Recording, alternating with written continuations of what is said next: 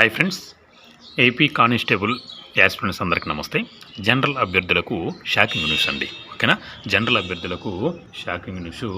6 రోజుల్లో వాళ్ళకి అంటే హోంగార్డ్ అభ్యర్థులకు సపరేట్ ప్రత్యేక మెరిట్ లిస్టు రాకుంటే రిక్రూట్మెంట్ పూర్తిగా పక్కన అని అంటూ మనకైతే 2 రోజుల క్రితం ఈ యొక్క హోంగార్డ్ కేసు సంబంధించి వాదనలు అయితే జరిగాయి.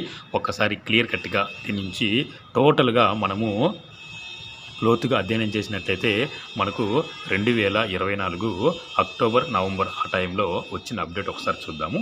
హోంగార్డ్ అభ్యర్థులను ప్రత్యేక కేటగిరీగా పరిగణించండి. పోలీస్ నియామక బోర్డుకు హైకోర్టు ఆదేశం. బోర్డుకు హైకోర్టు ఆదేశం అండి. ఓకేనా, పాయింట్ గుర్తుపెట్టుకోండి. ఎందుకు ఒకసారి క్లియర్గా చూద్దాం అంశం. హోంగార్డ్ అభ్యర్థులకు హైకోర్టులో ఊరట లభించింది. కానిస్టేబుల్ పోస్టుల ఎంపిక ప్రక్రియలో వారిని ప్రత్యేక కేటగిరీగా పరిగణించి ప్రాథమిక రాత పరీక్ష మెరిట్ ఆధారంగా దేహదారుఢ్య పరీక్షకు అనుమతించాలని పోలీస్ నియామక బోర్డు కోర్టును ఆదేశించిందండి. హోంశాఖ ముఖ్య కార్యదర్శి పోలీస్ నియామక బోర్డు చైర్మన్ డీజీపీకి నోటీసులు జారీ చేయడం జరిగింది. కౌంటర్ దాఖలు చేయాలని ఆదేశిస్తూ విచారణ 2 వారాలను వాయిదా వేయడం జరిగింది. ఇది మధ్యంతర ఉత్తర్వులు అయితే ఇవ్వడం జరిగిందండి. పోలీస్ కానిస్టేబుల్ నియామక ప్రక్రియలో తమకు ప్రత్యేక కేటగిరీగా పరిగణించకపోవడాన్ని సవాలు చేస్తూ సిహెచ్ గోపి మరో 3 హోంగార్డులు హైకోర్టులో వ్యాజ్యం చేయడం జరిగింది.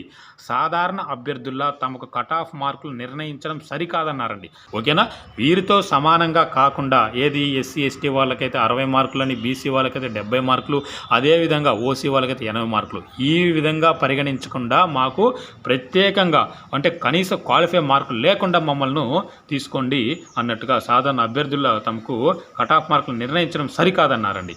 ప్రాథమిక పరీక్షలో అర్హత సాధించలేదని, తమను దేహదారుఢ్య పరీక్షకు అనుమతించలేదని చెప్పడం జరిగింది. వారి తరపున న్యాయవాది జి సీనా కుమార్ వాదనలు అయితే వినిపిస్తూ కటాఫ్ మార్కుల విషయంలో ఓకేనా, కటాఫ్ మార్కుల విషయంలో సాధారణ అభ్యర్థులతో సమానంగా హోంగార్డులను పరిగణించకూడదని తెలపడం జరిగిందండి. కాబట్టి కటాఫ్ మార్కుల్లో సంబంధం లేకుండా హోంగార్డులను ప్రత్యేక కేటగిరీగా పరిగణించి దేహదారుఢ్య పరీక్షలకు అనుమతించాలని ఆదేశాలు అయితే ఇవ్వడం జరిగిందండి. దీని తర్వాత 2024 డిసెంబర్ 19న వచ్చిన అప్డేట్ ఇదండి. ఓకేనా, ఒకసారి ఈ యొక్క అప్డేట్ ఏందో క్లియర్గా చూద్దామండి. ఓకేనా, హోంగార్డ్ అభ్యర్థులకు హైకోర్టులో ఊరట. కానిస్టేబుల్ ఎంపికలో వారిని ప్రత్యేక కేటగిరీగా పరిగణించాలని ఆదేశం. అభ్యర్థులు దీనికోసం ఈ యొక్క హోంగార్డ్ అభ్యర్థులకు ఏదైతే వాళ్ళు క్వాలిఫై మార్కులు సాధించి ఈవెంట్స్లో మంచి మార్కులు సాధించి వారికి పెట్టిన కట్ ఆఫ్ ద్వారా వారికి కేటాయించిన పోస్టులు వాళ్ళకు చెందాలి. మిగిలిన పోస్టులు జనరల్ అభ్యర్థులు కేటాయించాలని కూడా జనరల్ అభ్యర్థులు రోడ్డు ఎక్కిన పరిస్థితి, శాంతియుతంగా ధర్నాలు అయితే చేయడం జరిగింది.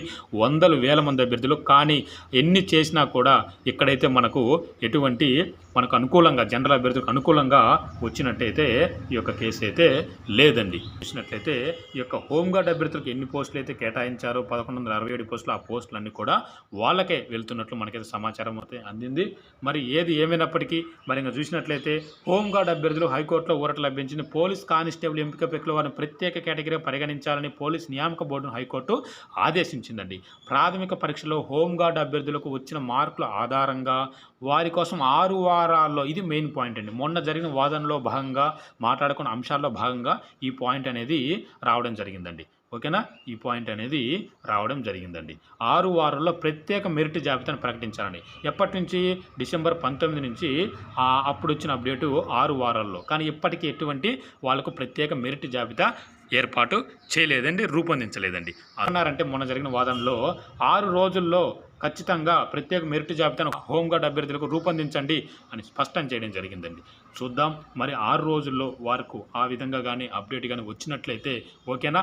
ప్రిలిమ్స్లో కనీస అర్హత మార్కులతో సంబంధం లేకుండా వారికి కేటాయించబడిన పోస్టులు వారు సొంతం చేసుకునే అవకాశం మనకు కనిపిస్తూ ఉంది. మరి జనరల్ అభ్యర్థులకు జరిగిన అన్యాయం ఏంటి అనేది కానీ చూసినట్లయితే కొన్ని సంవత్సరాల నుండి అభ్యర్థులు గ్రామాలకు వారికి తల్లిదండ్రులకు దూరంగా ఉంటూ ప్రిపేర్ అవుతున్న అభ్యర్థులు వారు కోరుకునేది ఒక్కటే, ఏమిటయ్యా అంటే జనరల్ అభ్యర్థులు కోరుకునేది ఏంటంటే ఒకే ఒక అంశము ఏంటంటే హోంగార్డ్ అభ్యర్థులకు కేటాయించబడిన పోస్టులు ఎవరైతే కనీస అర్హత మార్కులు సాధించి ఈవెంట్స్లో క్వాలిఫై అయ్యి మెయిన్స్ ఎగ్జామ్లో కనీస కట్ ఆఫ్ మార్కులు వారికి నిర్ణయించిన విధంగా వారు మార్కులు కానీ వచ్చినట్లయితే వారు ఆ ఉద్యోగాలు కేటాయించండి. మిగిలిన పోస్టులు జనరల్ అభ్యర్థులు కేటాయించడం ద్వారా జనరల్ అభ్యర్థులకు కొంచెం ప్లస్ అయ్యే అవకాశం ఉంటుంది.